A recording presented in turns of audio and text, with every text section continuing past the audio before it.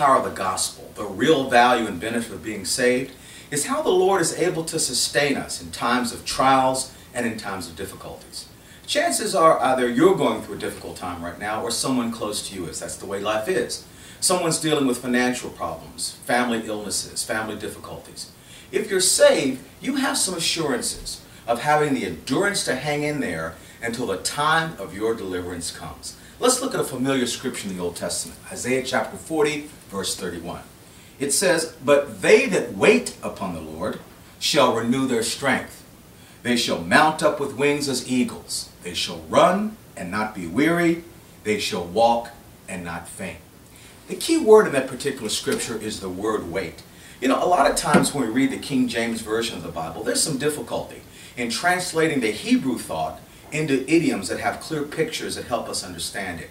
In fact, this word wait comes under that category. Our English translation of the word wait does have some relevance, but in this particular instance, it really misses the power of what the scriptures are saying to us that can nourish us in these times of difficulty.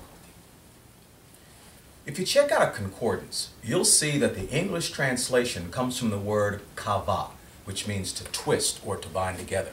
And this particular word has some really powerful implications and connections to Scripture that you're really familiar with. Do you remember back in Numbers 15 when the children of Israel were commanded to put fringes on the ends of their prayer shawls or the talith? The twisted tassels were called tzitzit. This is the same word kavah, meaning to bind or to twist together. Remember when the woman with the issue of blood pressed her way through the crowd to touch the hem of the garment? His hem was the tzitzit, hanging at the end of Jesus' prayer shawl. So what's really being conveyed in this particular chapter of Isaiah? It's telling us that those who literally twist their lives around the life of God, they put on His strength.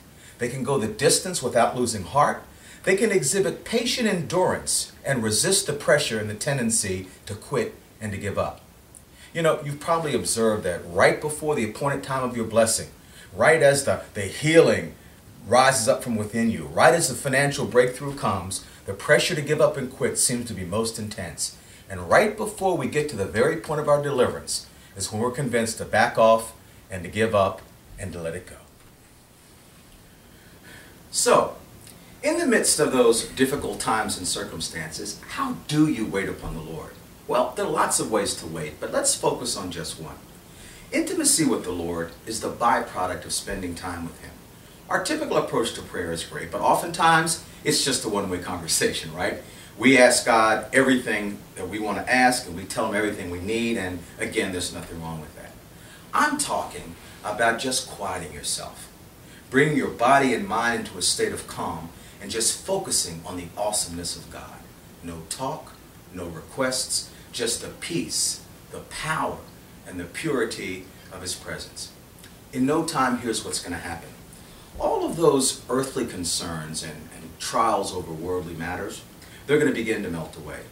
And the assurance that, in fact, all things really are working together for your good is going to start to rise and well up in your heart and overtake the thoughts that are pressuring your mind. Your resolve to hang in there is going to be bolstered, and your confidence that His promises never fail will rise to the surface. No, those promises don't fail. And those who wait on the Lord, who wrap themselves around the life of God, really do renew their strength. You really will mount up on wings as eagles. You really will be able to run and not be weary. You'll be able to walk